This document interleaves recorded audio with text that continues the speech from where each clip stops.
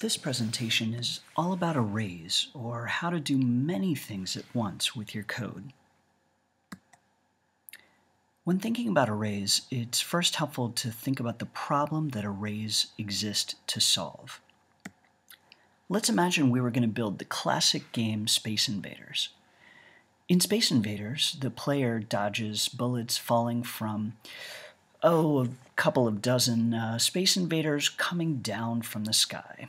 In this program, one of the challenges to solve is that each one of the invaders has to store data about its location and how fast it's moving, its X and Y. One way to attack this would be to create individual variables for each of the invaders' position. To do that, you might write something like what's shown: int invader1x, int invader1y, invader2x, invader2y, and so on. As you might imagine, this would get really onerous really quickly. Enter the array. If a variable is like a cup that stores one variable, arrays are like a warehouse that can store many hundreds, thousands of variables all at once. Each array has a type like int or float, a name, my array, invader, whatever, and a length. It's important to keep in mind that arrays have a fixed size. Once we create them, that's how many things they can store, no more and no less. If we were going to create an array to store the variables for the positions of our invaders in this example, the code might look something like this. Int brackets invader x equals new int 55. Let's look at a simpler example and parse it apart. In this example, we have an array called scores that has a length of 10. It's of a type integer, so it'll only store whole number values. And the two lines below it have taken the numbers 79 and 87 and stored those in the first and second slots in the array, respectively. This diagram shows how the array might be laid out if you are visually looking at it. And more important, it shows the indexing for how each slot in the array is numbered. The first position in the array is accessed by using an index number of 0. I know that's weird, but it's one of the things that you'll have to get used to in working with arrays. And it becomes second nature after a little bit of work with them. When beginning working with arrays, there are two ways you can store data inside them. The first way that we've shown is to access the array value by its index number. Scores 0 equals 79. Scores 1 equals 87.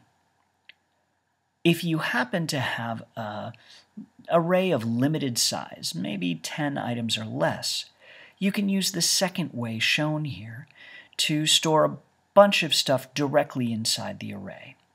In this case, we're using kind of a curly brace and then values separated by commas. This is a shorthand way to get a lot of stuff into an array quickly. Let's take a stop for a moment and get some practice with actually building an array. I'm going to ask you to create an array of 3 integers and add your birth date, your month, day, and year to each respective slot of the array. The first 2 lines of one way to do this are shown. After that, I want you to print out the values to the console to show that you can create values, store them in an array, and then use them for something different. I'll give you a few moments to try this out on your own. When you're ready, click play again.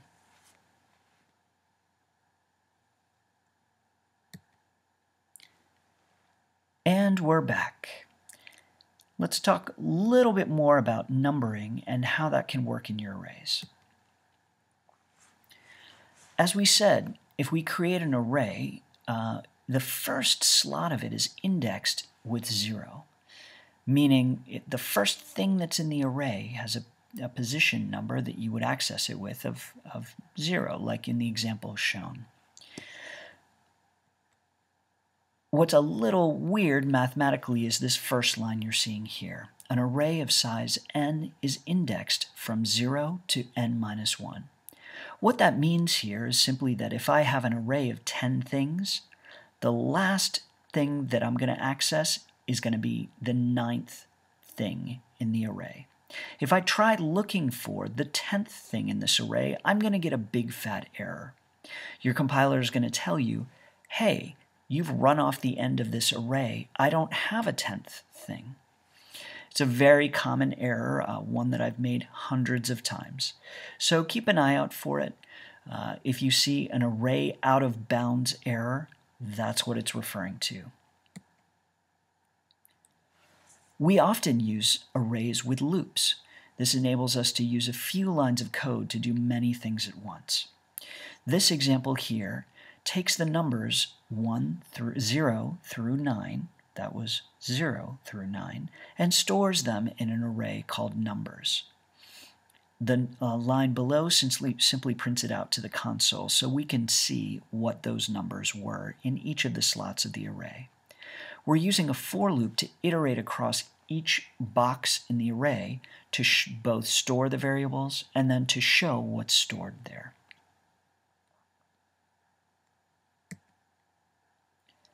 Let's talk about some common mistakes with arrays as well before we move on. Take a look at this code for a second and see if you can figure out what might be wrong with this.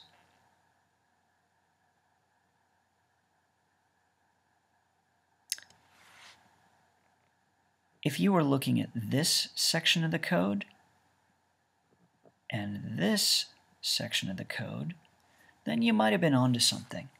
The problem that's shown here is that we're storing a random number, which is a float, into an array that's of type int.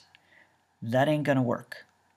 This array can only hold integers, whole numbers, and random is, of course, not an int. Let's take a look at this problem.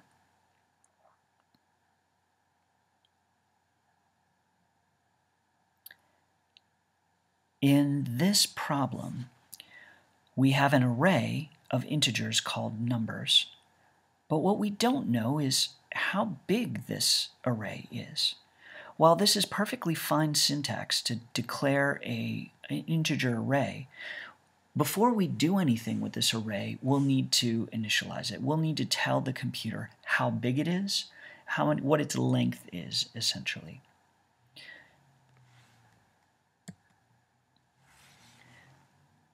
In this problem, we see both the syntax that is helpful for the previous example, new int 10, and a new problem. I'll give you a second to see if you can figure it out.